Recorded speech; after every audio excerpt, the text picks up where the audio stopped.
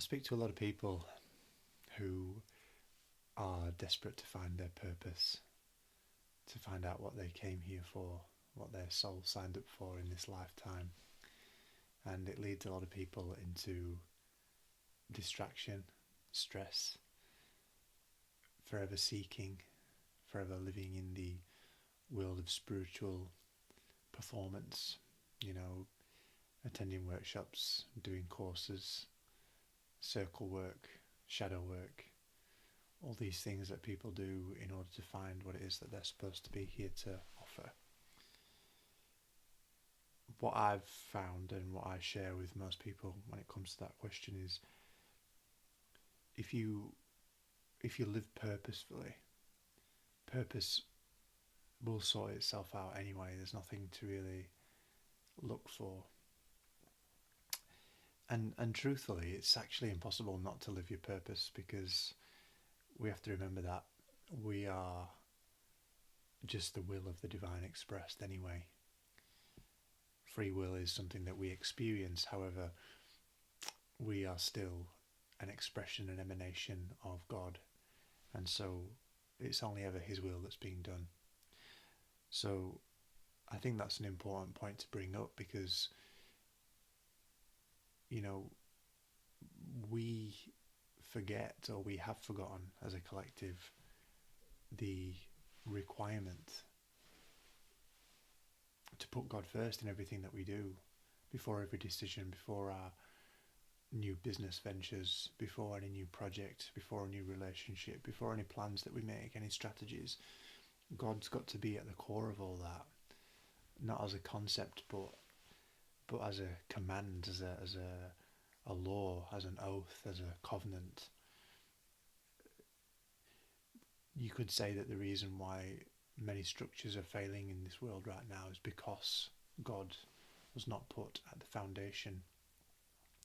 And where we're headed into this new time really does recall us to do that, to remember that without God we can't do anything anyway. And so if we are trying to build structures, if we're trying to build something new without God at the center, then it will inevitably face the same demise as the things that we're experiencing now.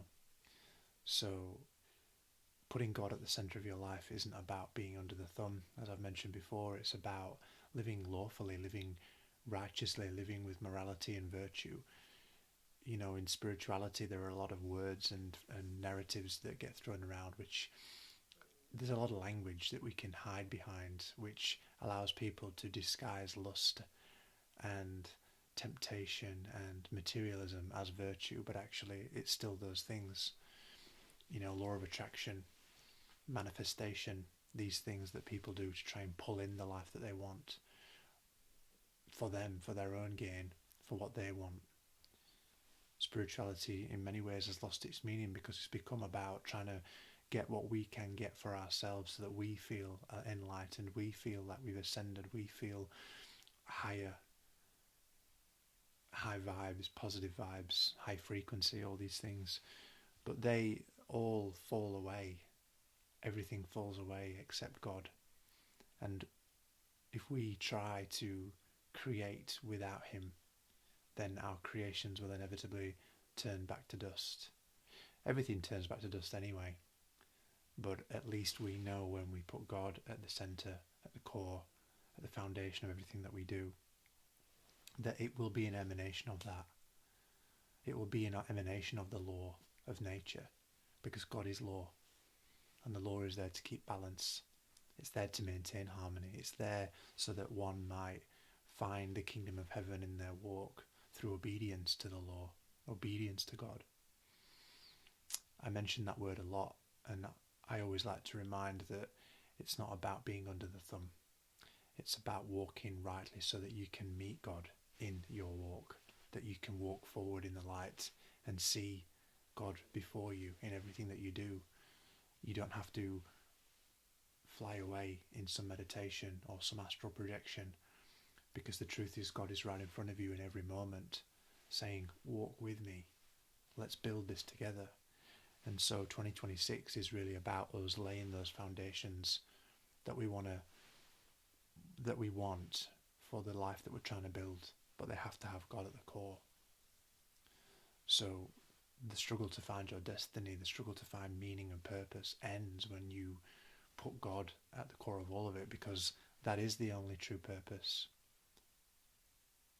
That is the only true meaning. The only truth is God. And when you walk with God, when you put God first, God puts you first. So creation is a reflection of what you put in. And if you put God first, God puts you first. And when you do that, when you start walking that way, when you start walking a righteous life, a life of obedience, of lawfulness, of morality, of faith, it takes faith. You know, a lot of people say to me, they want proof. They need proof of God. They need proof that everything that I say is true, or that everything they've read in the Bible, or that they've heard through spiritual teachers, or whatever is true. They want proof before they'll commit. But that's not really how it works, you see, because you need to use faith to find the proof. Proof is a product of faith. It's not the other way around. So you've got to exercise that muscle to get the benefits just as you would in any other setting. And we could say that we've tried everything else, so why not try a bit of faith and see? You know, we've tried fear. Why not try some courage? Why not try some faith and see what that does? And when you do it, you start to realize that living your purpose is easy, because it's about how you show up in every moment, how you serve in every moment through kindness, through compassion, by putting God in your mouth, by seeing through his eyes, by feeling and knowing through his will, not your own. It's not thy will, it's thy will. And when you know that, when you truly walk that, you're free. You've always been free. But you feel it and you know it because you commit to what's always been there, what's always been true. Shant Olar, a beautiful Catholic mystic, says this: free will is the ability to do as I please, and freedom is the ability to do as pleases God. Because God will always be there. Your fleeting desires will fade. Prophecies, tongues will fade. But God, but love, the law will always keep moving, keep working, keep in nature and you in balance and harmony. So walk towards that, and you'll find that your purpose has always been right in front of you.